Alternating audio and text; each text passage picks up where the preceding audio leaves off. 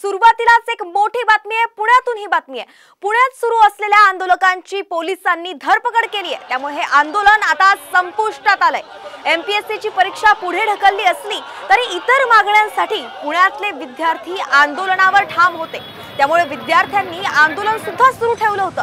परीक्षा पुढे ढकलली असली तरी ती किती दिवस पुढे ढकलली याचं नोटिफिकेशन काढण्याची मागणी विद्यार्थ्यांनी केली आहे। त्यामुळे उपोषणाला बसलेल्या विद्यार्थ्यांनी आपलं उपोषण कायम ठेवलं होतं। या दरम्यान काही विद्यार्थ्यांना भोवळ सुद्धा आली। त्यामुळे त्यांना उपचारासाठी पोलिसांनी रुग्णालयात नेलं होतं। त्यानंतर पोलिसांनी आंदोलकांची धरपकड सुरू केली आहे आणि आता हे आंदोलन संपुष्टात आल्याचं कळतंय।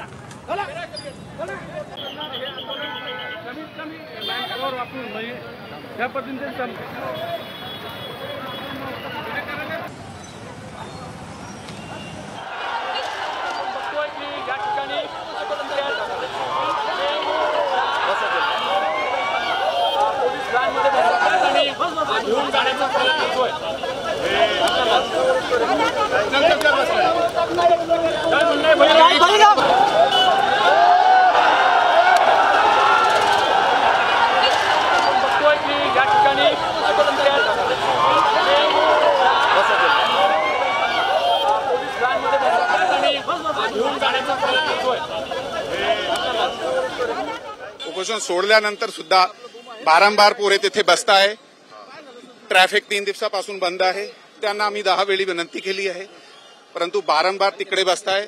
आमच्याकडे आता पर्याय नाही, त्याने मी डिटेन केलं आहे, पोलीस स्टेशनला घेऊन चाललोय। उपोषण संपलेलं नाही। सरकारने ना विनंती लवकरच्या लवकर सर्व मार्गी लावावी। आमच्या तरी माणसांना काय झालं तर सरकारला आम्ही सोडणार नाही। आमची जी मागणी होती त्यातली कुठलीच मागणी सरकारने मान्य केली नाही। नोटिफिकेशन फक्त जे काढलंय ते पण अर्धवट काढलंय, तारीख सुद्धा कळवली नाही। कृषीच्या 258 जागा ह्या जाहिरातीमध्ये ऍड करणार आहेत का वेगळी जाहिरात काढणार, कुठली स्पष्टता नाहीये। तर या एमपीएससीच्या विद्यार्थ्यांच्या नेमक्या काय मागण्या आहेत ते पाहूयात। परीक्षा किती दिवस पुढे ढकलली याचं नोटिफिकेशन काढा। कृषीच्या 258 जागांसाठी जाहिरात प्रसिद्ध करा। कंबाईन ग्रुप बी आणि सी च्या 15,000 जागांची जाहिरात काढा। राज्यसेवेच्या 1500 जागांची जाहिरात प्रसिद्ध करा।